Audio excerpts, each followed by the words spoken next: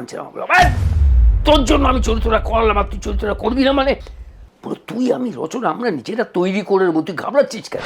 যার কাছে আমি সত্যি কৃতজ্ঞ প্রসেনজিৎ, আমার জন্যে প্রসেনজিৎ চট্টোপাধ্যায় যা করেছে কোনো হিরো করেনি। তুই জানো এটা বুম্মা আমাকে বললো চরিত্রটা বানাবার জন্য তোমার জন্য মানে ও আমি বলছি তোমার গেল।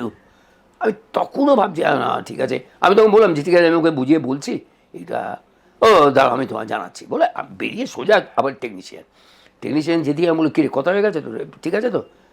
বললাম না মানে আমাকে বল কী হলো তুই করবি না?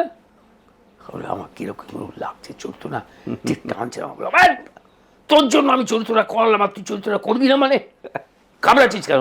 না খালি মনে হচ্ছে এটা থেকে চরিত্রটা তিনজন ছিলাম আমরা, তিনটি মূল চরিত্র, প্রসেনজিৎ, রচনা ব্যানার্জি, রচনা আর আমি, পুরো তুই আমি রচনা আমরা নিজেরা তৈরি করে নেবো, তুই ঘাবড়াচ্ছিস কেন?